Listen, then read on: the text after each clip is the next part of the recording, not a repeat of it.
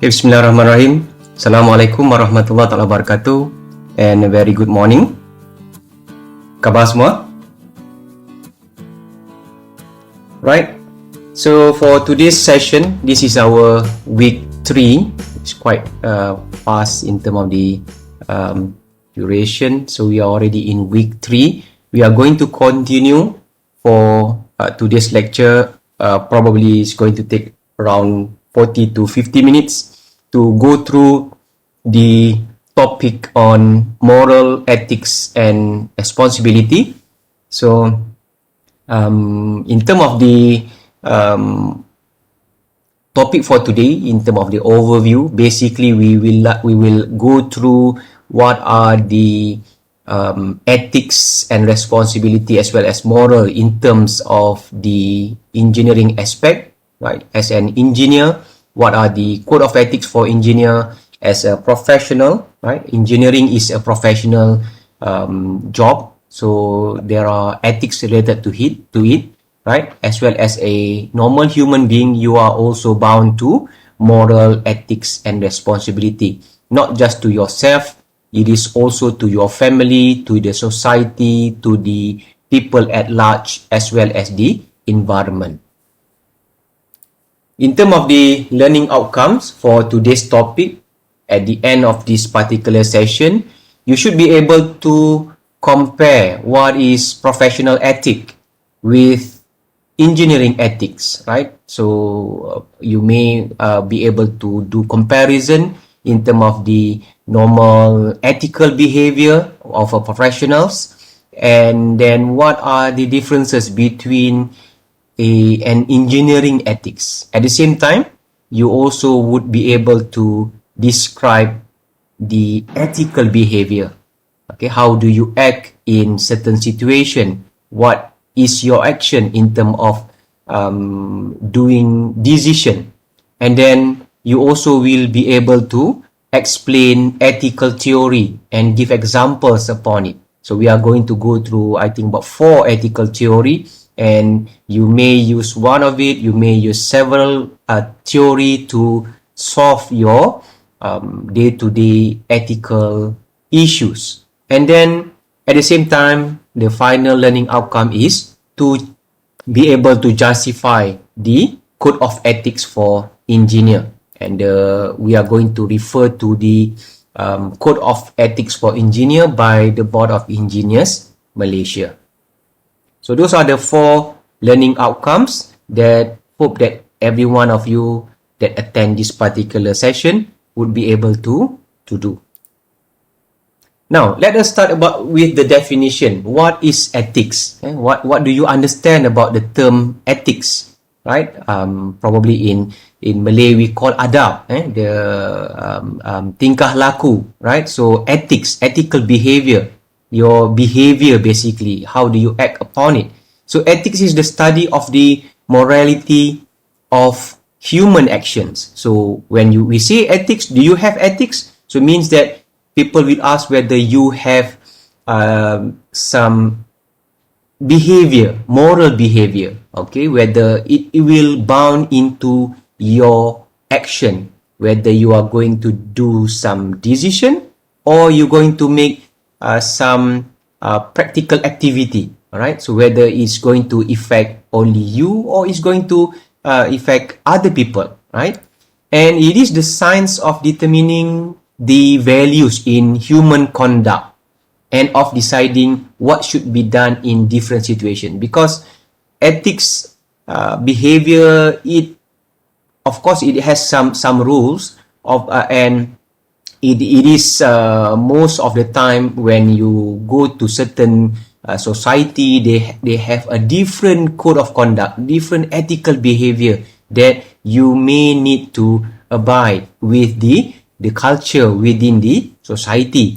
And for engineer, of course, engineers ethics is defined as the action of engineers in dealing with each other, between engineer and engineer, and at the same time with the engineer and the engineering team, because I have already explained in our previous lecture about the engineering team, where we have not just the engineer, we also have the engineering technologies, we also have the engineering technicians, we also have the surveyors, the architects, and the managers, and the administrators that work within a project.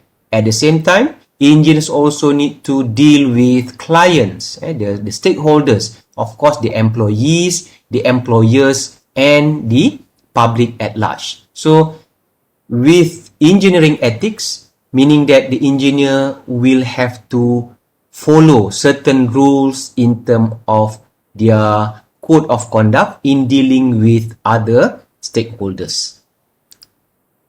Right. What is professional ethics?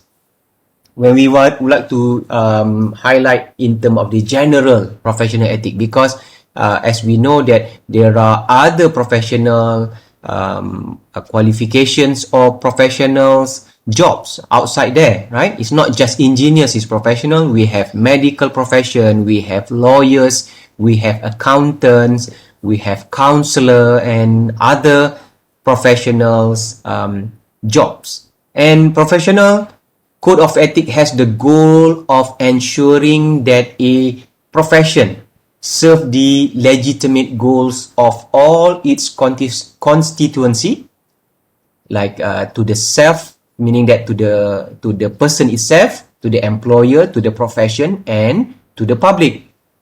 The code will protect the members of the profession, like the doctors, the nurses, and the engineers, from some undesired consequences of competition. For example, like the pressure to cut corners to save money. That is always happen in the construction project, for example.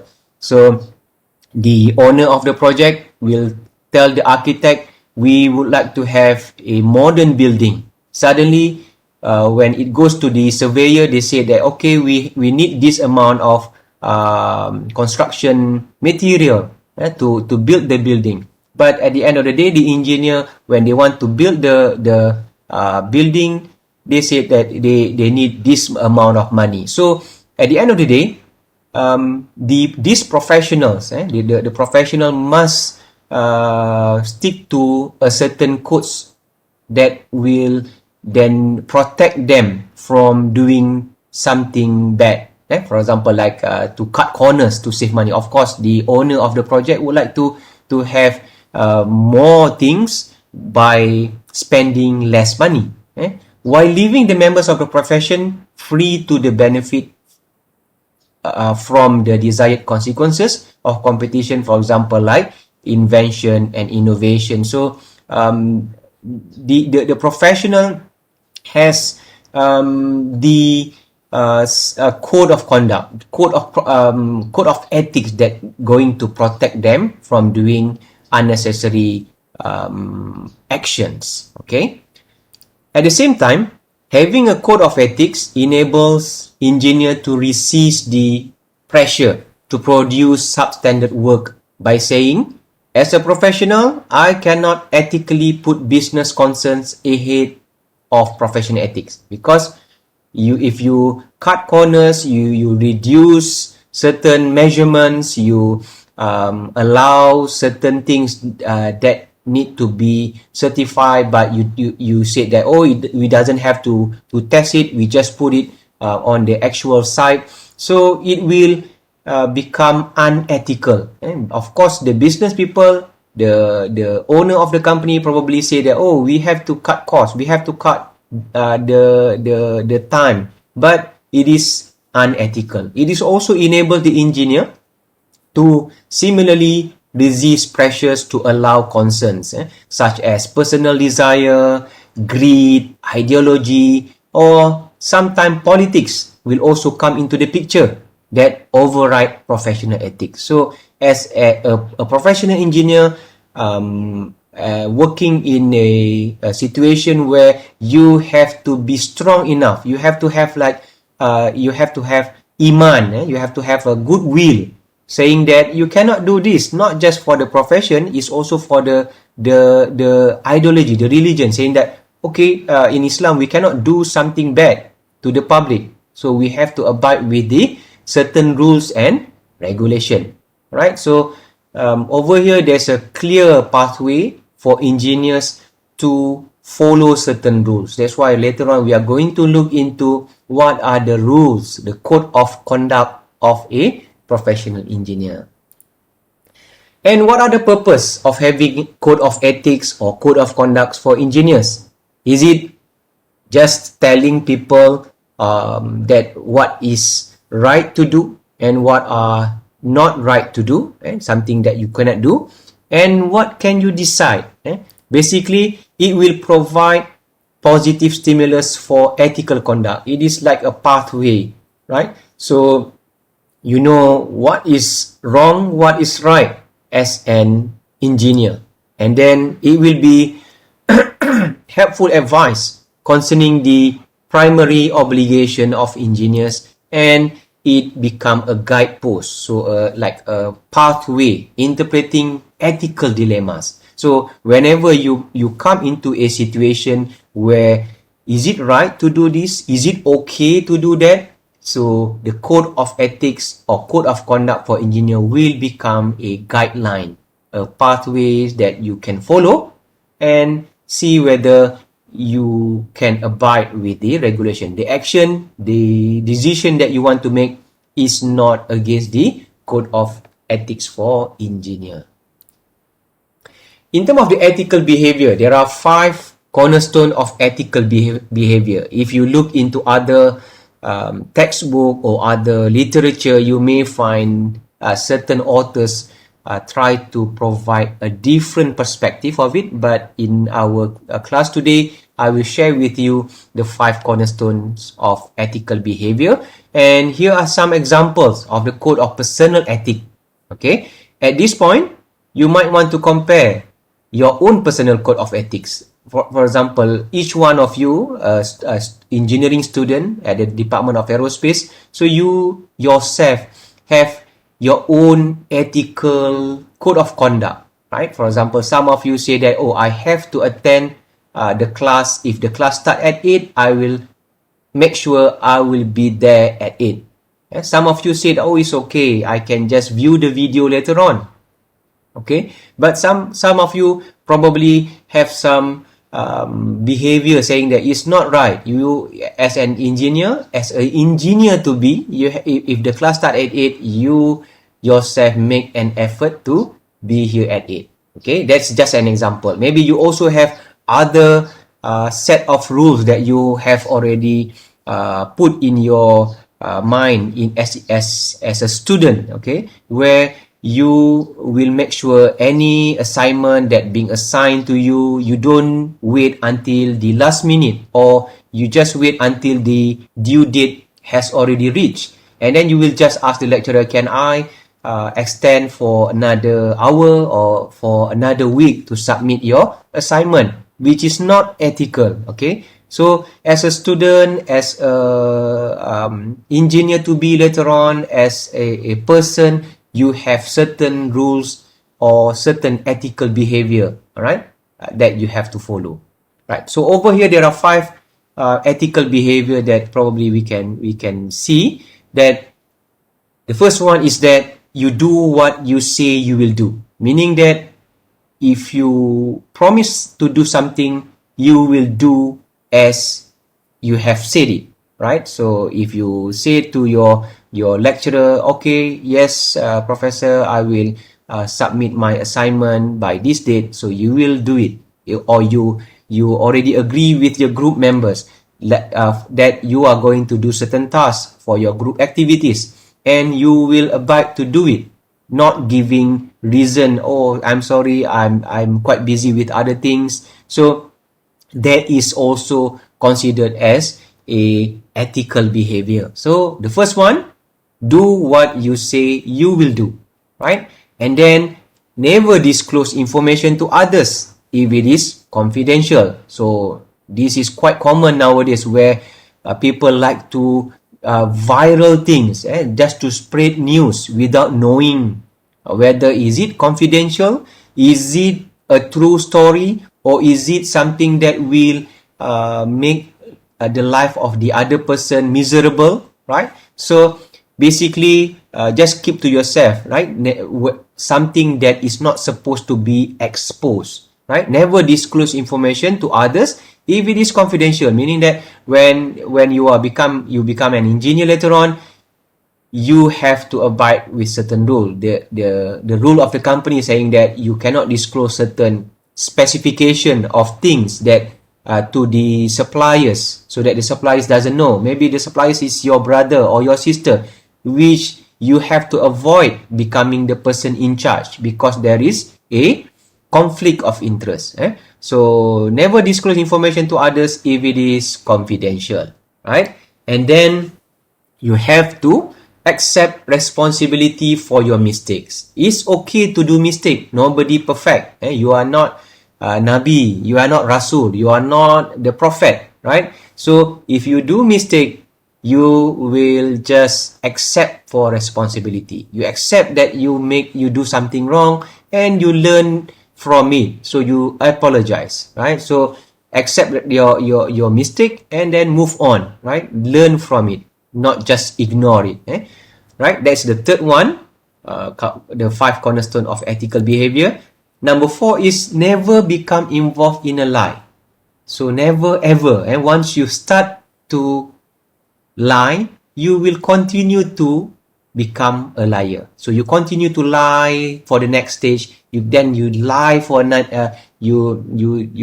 lie for the next stage and again until you get caught, right?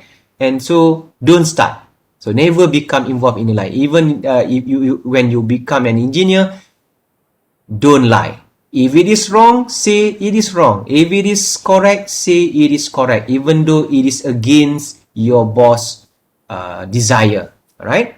And then the final one is never accept gifts that compromise your ability to perform in the best interest of your organization. So at this moment, probably there are many what we call it as the logo or tagline saying that we don't accept any gift, no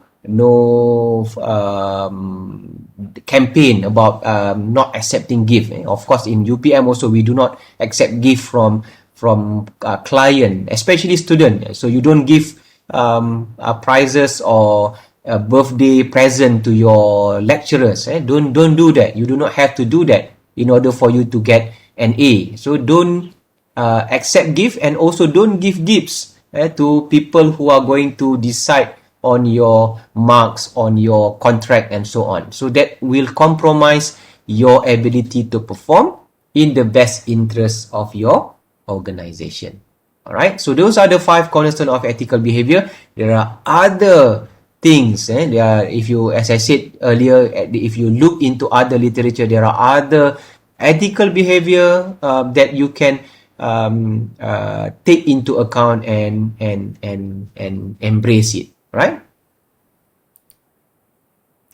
In terms of the ethical problem solving technique, of course, it's not easy to become a good person, but it's also not easy to become an unethical person. So there are things that we probably going to face, right? And when you come into a situation, you look at several ethical theories. As I highlighted, there are 4 ethical theories that we are going to go through today in order to have a framework for decision making, right? And in most engineering, there is only one theory to be considered, so you don't mix up with the other theory. So in studying engineering ethics, there are several theories that need to be considered, having multiple theories to apply and reaches the problem solving process. So let us look into what are the ethical theory available, right? So over here, I list down 4 ethical theory. It is the first one is on relativism. Okay, later I will explain what is it all about. And then we also have ethical theory on utilitarianism, right? It's quite difficult to pronounce. And then we have virtues ethics and duty ethics and right ethics. So let us see what is it all about. In terms of the first one, the relativism theory, ethical theory. Okay, relativism states that there is no accepted universal standard of right and wrong, because of culture. Maybe it is okay to do it in Malaysia, but not okay to do it in Sweden. Certain culture, because of the culture, because of the scenario, because of the situation. And in relativism, basically, it does not accept universal standard of right and wrong. So the advantages are, for example, allow for variety of cultures and different practices. Okay, in some society, for example, I just put it here, homosexuality is permissible, but while in majority countries in the world, it is not. In Malaysia, in even all Islamic countries, but there are some countries in the world say that homosexuality is permissible. Of course, in Malaysia it is not permissible. So it is about culture and different practice. One can accept that morality changes over time. Okay, because maybe earlier it is okay to do it, but now it's not okay. So what is considered wrong in one generation, the earlier generation, may be considered wrong in another generation. Example given here about slavery. At one time, slavery is acceptable. Even in the Middle East, in Africa, in the Europe, in America, it is okay. But now, slavery is not acceptable in most part of the world. I don't think there are countries that allow slavery in this modern world.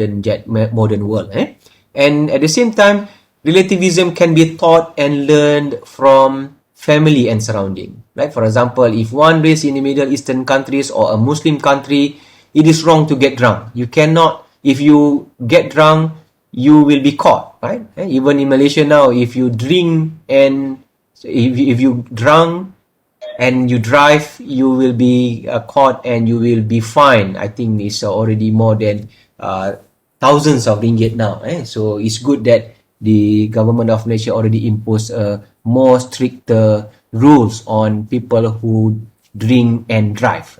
But if one raised in America or in non-Islamic countries, it's okay to drink and to get drunk. Right? So it is about something to do with there is no universal standard of right and wrong in the world. Okay, that is what is relativism. So another one, we call it, another theory is utilitarianism.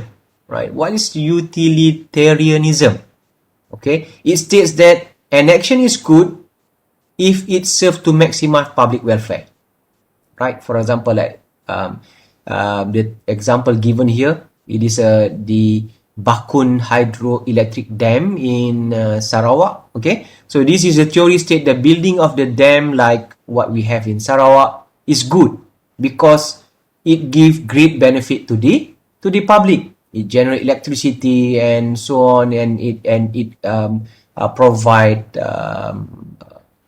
workers to work there. Many people get jobs, right? But and also providing stable supply of electricity. However, there are other issues. There are the issues about flood happening at many places, and I hope that I think nowadays is already stable now. Where also in the earlier beginning of the construction, there are a lot of trees need to be cut, and there's a lot of issues on environmental and so on and so forth. But the benefit to the public at large is greater than the not good things. That it is greater. That's why the project is being approved. So, in other words, utilitarianism tries to balance needs of the public with the needs of the individual. All right, when you make decision, okay, whether is it going to be good for many people, right, or is going to bring bad things to many people. So which one is greater? If it is greater to the public, so the project or the decision going to be made in favor of the public interest. Okay, so compared to the individual interest, right? So that is what utilitarianism all about. But there are problems with utilitarianism ni. So basically, what is best for everyone may be bad for a particular individual or group. Okay, because as I said, not everything is good for everyone. But if it is good for the majority, means that it can be done. Maximizing the benefit to society involve guessing the risk that the best guess might be wrong, right? Maybe the decision made to, for example, like what we have now, the vaccine COVID-19. The government decided that we are not going to do or to use only one type of vaccine. We are going to use many type of vaccine. We have the Pfizer vaccine, we have the AstraZeneca, we have the Sinovac, we have the Sputnik 5, we have the other type of vaccine. Okay, so the decision has been made because we want to reduce the risk. We have to let's say a certain type of vaccine is not workable, so you have other vaccine that can be serving the community to get the herd immunity, right? More people can get vaccinated, right? So that's what for the public interest, the government decided that yes, we are going to use more type of vaccine to reduce the risk. So its implementation depends on knowing what will lead to the most good, right? To the best interest of the public, and it ignores the need of individuals. Even though certain people say that, oh, it's not good, vaccine is not good, there are anti-vaccine movement. So I hope some of them are already being explained clearly why vaccination is an important and a right decision to be made nowadays. So it ignores the need of individual, especially if it needs seem less insignificant. So if it is good to more people, yes, decision can be made, but of course you cannot make everyone happy. You cannot. There are certain people that going to be affected, right? And main variation of utilitarianism, right? The first one is about individual action. For example, like don't steal, be honest, are the good guidelines from human experience. So, and then in terms of the rule, more rules are the most important. Although adhering to these rules might not always good, it will ultimately lead to the most good. So, most good, moral rules are most important. So, the variation of utilitarianism, okay, if it can be on the option or in the having a set of rules, okay, for decision making.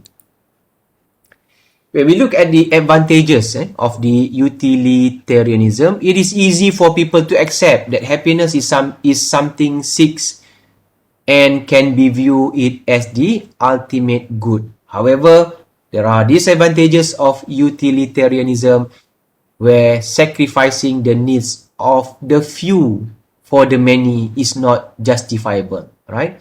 So furthermore, it is dehumanizing people instead of being treated as individual. Of course, you have to look at the majority. Of course, some group of people doesn't like it, but doesn't mean that you have to cancel it. You need to look at the bigger picture. More, for example, like the vaccination program, majority of Malaysian sees that vaccination is the best solution. So the government decided, yes, we are going to do vaccination activity, even though there are a group of people doesn't like it, right? Let us look at the cost-benefit analysis in terms of ethical behavior, right? So in a cost-benefit analysis, where it is a tool used to determine whether a project makes sense or not, right?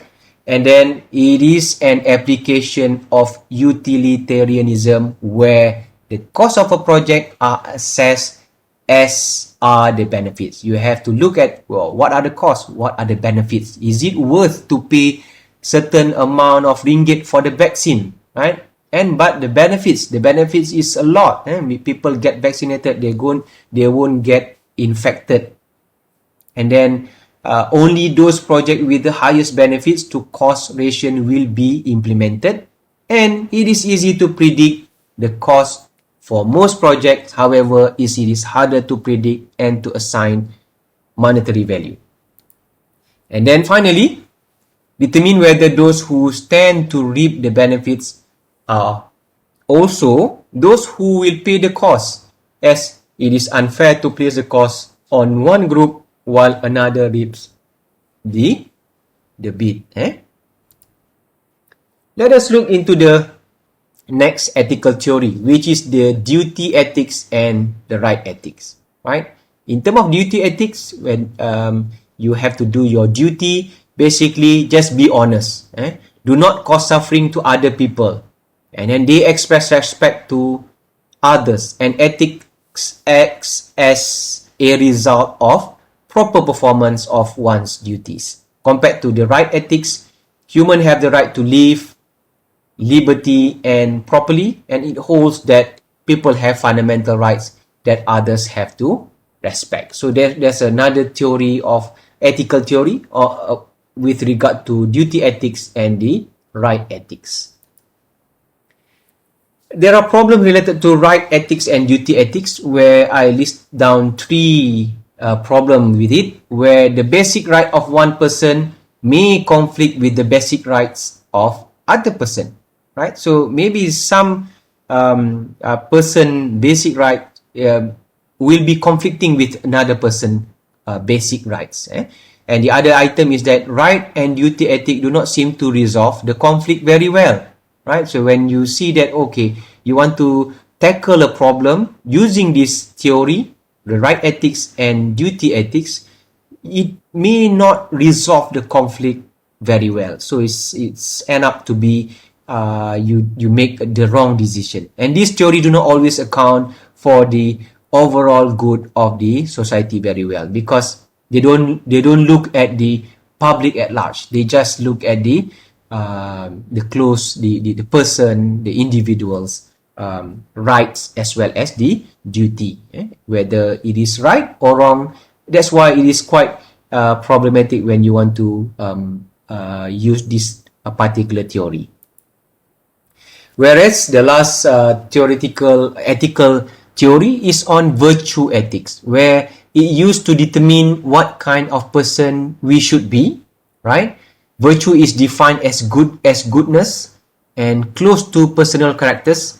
So in virtue ethics, actions are considered right if they support good character, and wrong if they support bad characters. Right? And it also focuses on words like responsibility, disloyalty, competence, dishonest, disloyalty, and so on. Right? So those are the elements of the fourth ethical theory, which is the virtue ethics. Right?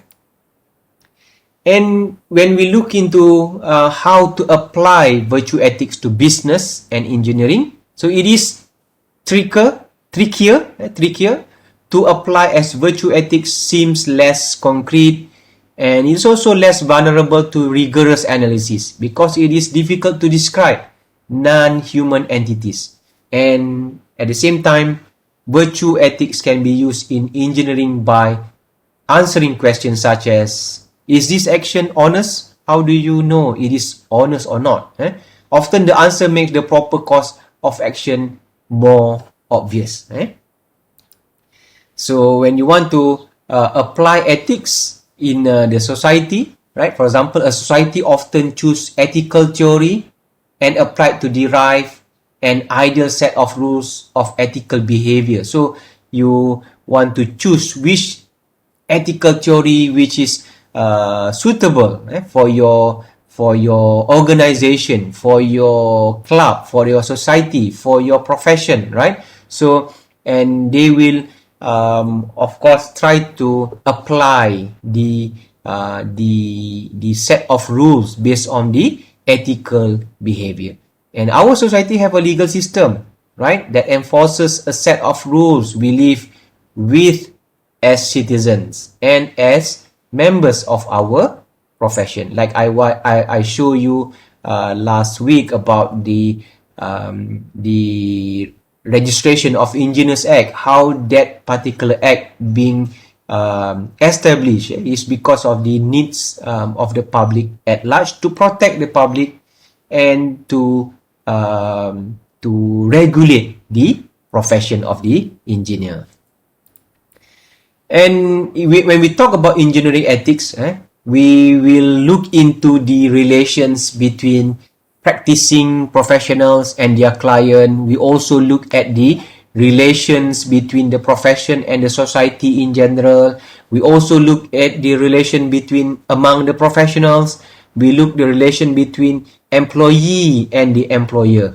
And we also look into the specialized technical details and the profession. So that is about engineering ethics. It's not just talking about what engineers need to behave among engineers. It's also about other stakeholders, right? The clients, the society at large, the engineering team, the employee and employer, and specialized technical details in the profession, right? And when we talk about code of ethics for engineers, it is a code of ethics that helps create the environment within a profession where ethical behavior is the norm, right? So it's when the Board of Engineers crafted the code of ethics for engineers, code of ethics for engineering technologies, code of ethics for inspector of work, engineering technician, right? They look into the profession to create the environment within the profession, right, where ethical behavior is the norm, right? It's also serve as a guide or reminder of how to act in specific situations. So it's just a guideline and a reminder. Maybe later I will share with you in our Putra Blast the actual wording being used in the code of conduct for engineers, the registered person. And a code is also used to bolster an individual's position by indicating that there is a collective sense of correct behavior, right? So the particular code will just become a guideline, right, to provide a pathway for correct behavior. And a code can indicate to others that the profession is seriously concerned about responsible professional, right? So code of ethics, so when they list down, for example, 10 items that need to be abide by certain profession, so it will indicate that yes, the profession is a professional body, right? It is professional in such way where it provide guideline for their members, the guideline for their for the community that uses the code of conduct. Importance of code of ethics, right? Basically, it will generally guide to professional conduct and as education tools, right? You can have it as a guideline and also have an education or awareness training, right?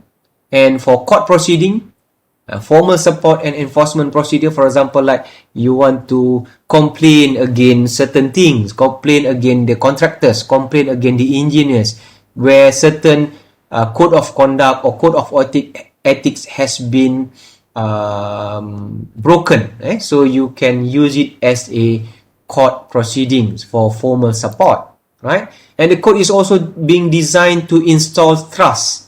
By having a set of code of conduct or code of ethics, people at large, the public at large, can say that yes, I can trust this company because they are following the code of ethics of engineers. Install trust, install confidence of the public on the profession, right? And the code also ensures that all professional advice shall be to the best of the engineer's knowledge, not just the best to the engineer themselves, is best for the community, for the public, and useful in justifying ethical behavior to others, to protect you from doing something not allowed, not allowed against the law, not allowed against the regulation and the profession. By having code of ethics, right, it also can be used to resolve internal conflicts, right? In resolving internal conflicts in codes, the Board of Engineers Malaysia codes for engineers indicates that engineers have a duty to their employers, right? Which implies that engineers should go ahead with the unsafe design favored by his employer.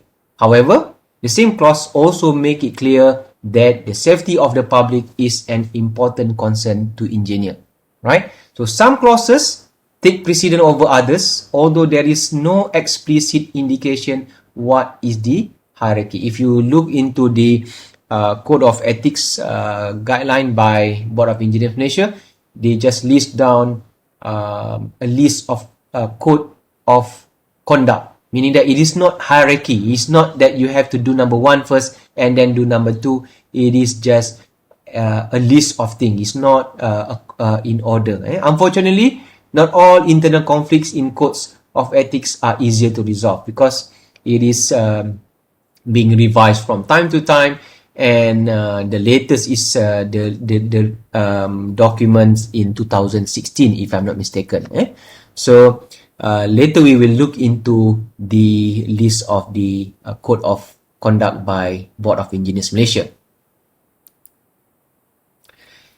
In terms of the employee protection and code of ethics, the employers can use the codes of the professional engineering societies as reference against an employer who is preventing them from pointing out unethical behavior. When a person, a public or anyone that would like to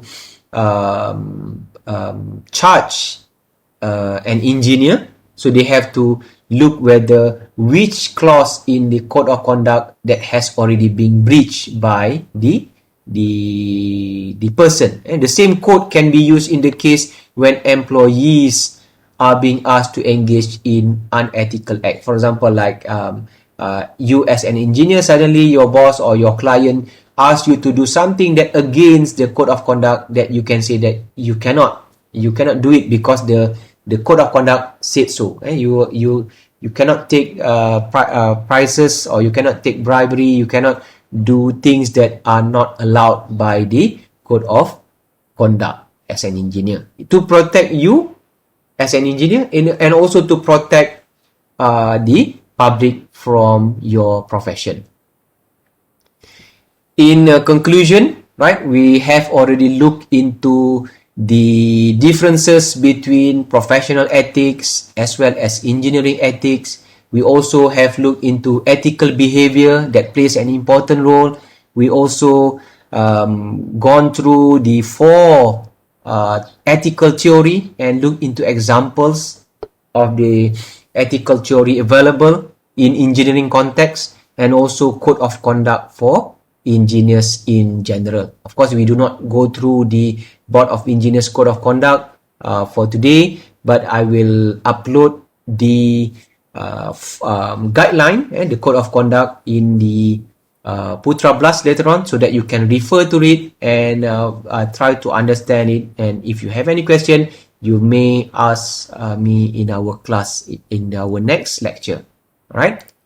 And this is the key document. It is the revision date October 2016, the circular number 1, Code of Conduct of Registered Person. It's no longer Code of Conduct of Engineers, because as I explained last week, Registration of Engineers Act, the registered person, we have the Inspector of Works or Engineering Technician. We also register the Engineering Technologists. We also register BEM, also register Graduate Engineer, Professional Engineer with Practicing Certificate. And then they also register the Engineering Consultancy Practices, Accredited Checker, and other businesses entities. So there are specific code of conduct for all of the registered person, and I would like you to refer to it and try to understand the roles for each one.